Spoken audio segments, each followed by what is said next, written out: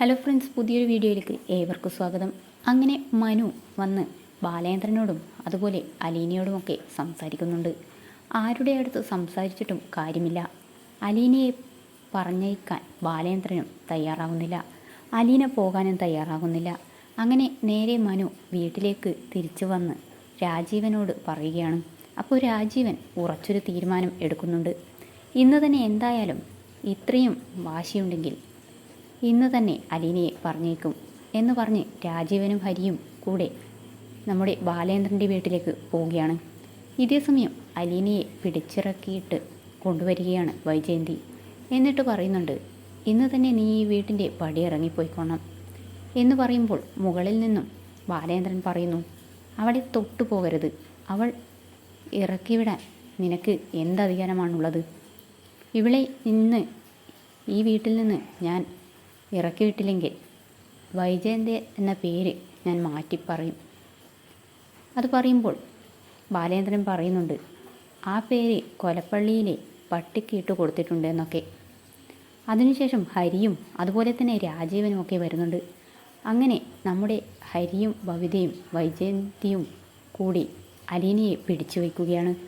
അപ്പോൾ വായ കുത്തി പിടിച്ചിട്ടുണ്ട്. അവളുടെ കരച്ചിൽ പുറത്തേക്ക് കേൾക്കാതിരിക്കാൻ വേണ്ടിയിട്ടാണ്.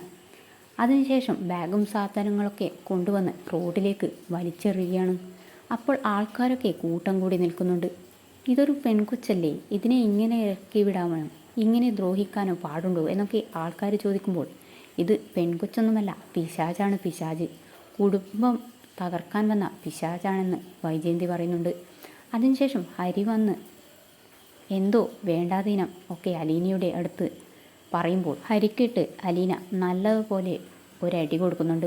അതിനുശേഷം വൈജയന്തി പറയുന്നുണ്ട്, ഇന്നത്തോടെ നിൻ്റെ ഈ സേവനം അവസാനിച്ചു, ഈ നിമിഷം നീ ഈ വീട്ടിൽ നിന്ന് ഇറങ്ങിപ്പോയിക്കോണം എന്നൊക്കെ പറയുമ്പോൾ അലീന ബാഗൊക്കെ എടുക്കുകയാണ്. എന്നിട്ട് പറയുന്നുണ്ട്, ഞാൻ പോവുകയാണ്, പക്ഷേ ഒരുപാട് വേദനയോടെയാണ് ഞാൻ ഇവിടുന്ന് പോകുന്നത്.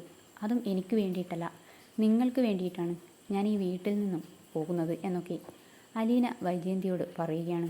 ഒച്ചയും ബഹളമൊക്കെ കേട്ട് ബാലേന്ദ്രൻ മുകളിൽ നിന്ന് താഴേക്ക് നോക്കുമ്പോഴാണ് നടന്ന സംഭവങ്ങളൊക്കെ മനസ്സിലാകുന്നത്. അലീനയെ അവർ അടിച്ചിറക്കിയിട്ടു എന്നുള്ള കാര്യം ഉടനെ തന്നെ ബാലേന്ദ്രൻ മനസ്സിലാക്കിയിരിക്കുകയാണ്. വേഗം പെട്ടിയൊക്കെ എടുത്ത് ബാലേന്ദ്രൻ പുറത്തേക്ക് ഇറങ്ങുകയാണ്.